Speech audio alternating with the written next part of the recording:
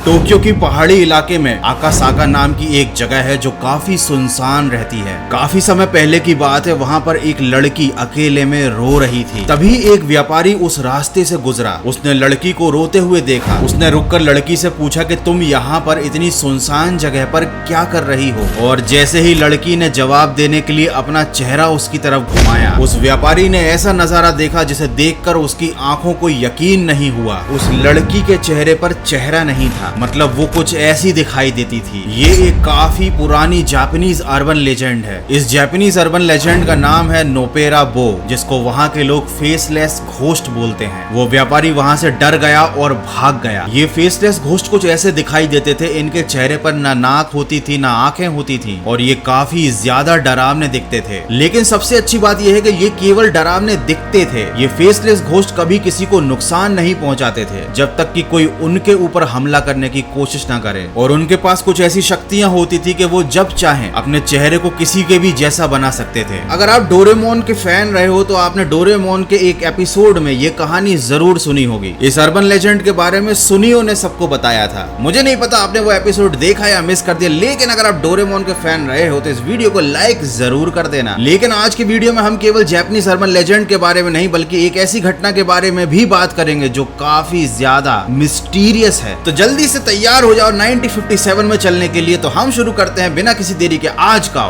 फाड़ू video.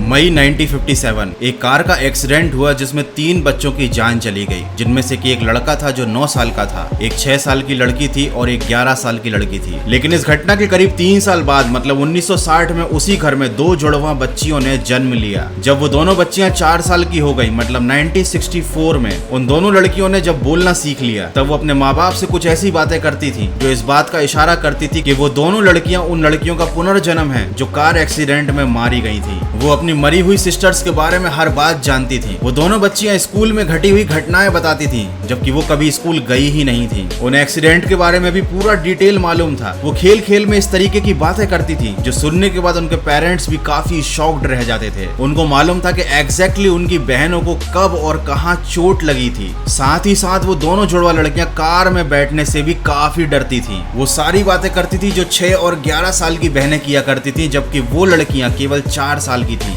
उनके parents ये सब देखकर काफी शॉक्ड थे, लेकिन वो बच्चियां ऐसा क्यों करती थी इस बात का राज अभी तक राज ही है। तो मुझे तो ऐसा लग रहा है कि ये घटना पुनर्जन्म से रिलेटेड है, लेकिन आपको क्या लग रहा है? ये वाकई में पुनर्जन्म की कोई सच्ची घटना है या फिर पुनर्जन्म जैसा कुछ भी नहीं होता? मुझे कमेंट करके जरूर बताना। लेकिन कमेंट लिखने से पहले भैया जरा इस तस्वीर को ध्यान से देखो।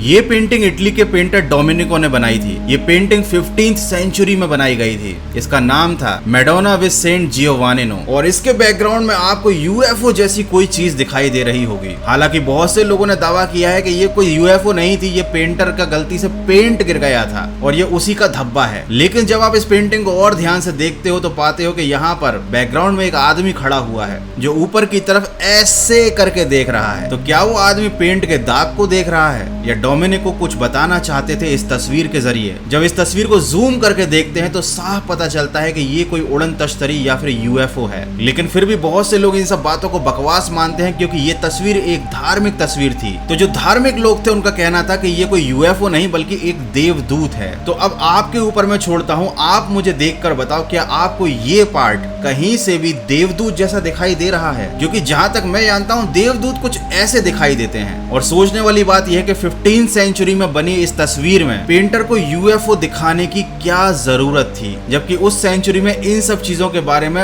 ऑलमोस्ट किसी को भी पता नहीं था। कोई नहीं जानता था कि एलियंस जैसी कोई चीज होती है। यहाँ तक कि उस समय हवा में उड़ने वाले हवाई जहाजों का भी आविष्कार नहीं हुआ था। इससे तो यही पता चलता है कि काफी प्राचीन समय से दूसरी दुनिया के लोग हमारी सभ्यता से जुड़े हुए हैं और ये परग्रही मतलब एलियंस आज भी हमारे साथ जुड़े हुए हैं और इसका जीता जागता सबूत है एरिया 51। लेकिन हमारी दुनिया में केवल एरिया 51 ही ऐसी जगह नहीं है जो रहस्यमयी है। कुछ जंगल भी ऐसे हैं जिनके रहस्य को इंसान आज तक समझ नहीं पाया।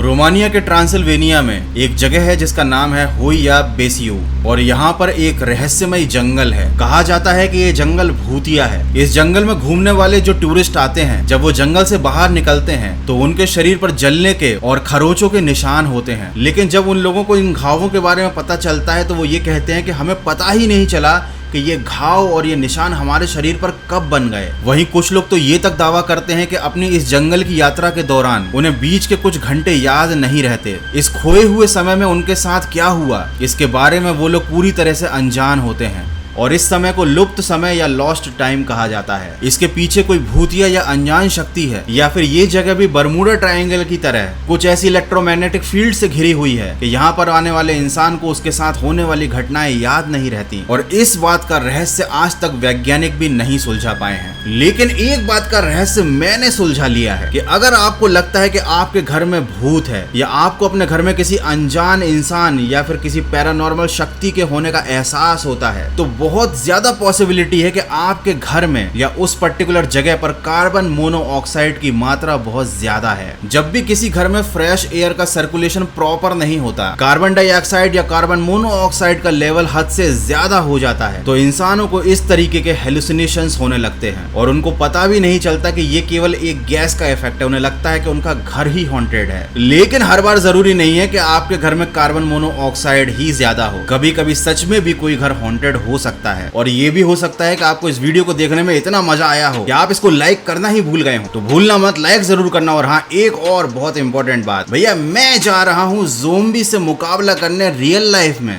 बहुत ही जल्द इस चैनल पर आपको कुछ ऐसा देखने मिलने वाला है जो काफी ज्यादा अलग और काफी नेक्स्ट लेवल है। तो ज़ोंबी से बचने के बारे में ज्ञान तो मैंने बहुत दे दिया, अब मैं आपको ज़ोंबी से बचकर ही दिखाऊंगा। तो अभी से इस चैनल को सब्सक्राइब करके रख लो, बेल आइकॉन भी दबा कर रख लो क्योंकि आने वाला है यहाँ पर कुछ बड़ा। खैर फिलहाल वीडियो को यहीं पर खत्म करते हैं क्योंकि मैं जा रहा हूँ खाने दही वड़ा। मिलते हैं अगले फाड़ू वीडियो में।